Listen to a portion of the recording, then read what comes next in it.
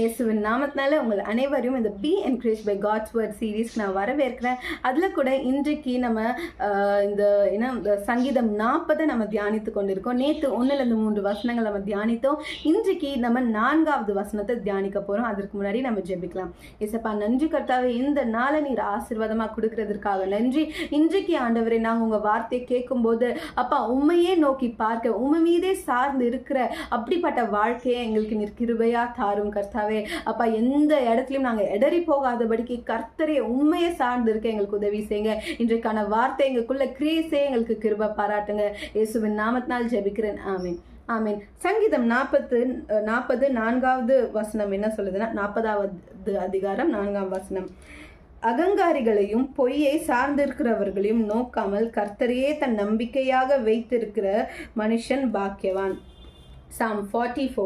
Blessed is that man who makes the Lord his trust and does not respect the proud, nor such as turn aside to lies. இந்த இடத்துல சங்கீதக்காரன் சொல்றாரு, நம்ம கர்த்தரையே நம்மளோட நம்பிக்கையாக வைக்கும் போது எந்த மனுஷனையும் தீய வழியில செல்கிற எந்த ஒரு மனுஷன் மீதும் நம்ம சாராம, நம்மளை சுத்தி இருக்கிறவங்க தீய வழியை சார்ந்து போயிருந்தாலுமே அவங்க ரொம்ப ஆசீர்வாதமா இருக்கிற மாதிரி நம்மளுக்கு தெரியும். ஆனா நம்ம தெரிஞ்சுக்க வேண்டிய காரியம் என்னன்னா, அந்த ஆசீர்வாதங்கள் நிலை நிற்காது.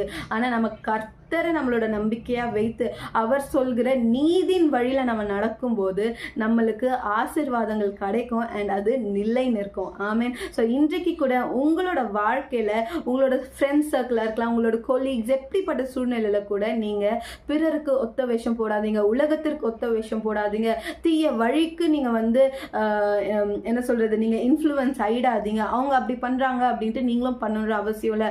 அவங்களை இப்போ பார்க்கும்போது நல்லா ஆசீர்வதிக்கப்பட்டவர்கள் போலதான் இருக்கும். ஆனா எப்போ அவங்களோட இது மாறும் நம்மளுக்கு தெரியாது. அவங்களோட லைஃப் எப்போ அப்சைட் டவுனாக மாறும் நம்மளுக்கு தெரியாது. ஸோ அதுக்கு முன்னாடி நம்ம என்ன பண்ணலாம், கர்த்தருக்குள்ள அந்த நீதியின் வழியில் நடக்கும்போது ஏற்ற காலத்தில் கர்த்தரே நம்மளுக்கு ஒரு உயர்வு ஒரு மேன்மையாக கொடுப்பாரு. ஏன்னா கர்த்தர் பார்ப்பாரு, இந்த பிள்ளை எப்படிப்பட்ட சூழ்நிலையில் கூட என்னையே நம்பியிருக்கிறா, ஏற்ற நேரத்தில் நான் ஆசீர்வதிப்பேன். அண்ட் அவர் கொடுக்குற ஆசீர்வாதத்தை ஒருவனாலும் பறித்து கொள்ள முடியாது. சரியா? ஸோ இன்றைக்கு நம்ம கர்த்தருக்குள்ளேயே நம்ம சார்ந்திருப்போம். எப்படிப்பட்ட சூழ்நிலையாக இருந்தாலுமே நம்மளோட எல்லா நம்பிக்கையும் கர்த்தர் மேலே வைப்போம். ஏற்ற காலத்துல கர்த்தர் நம்மளை உயர்த்துவார், மேன்மைப்படுத்துவாரு.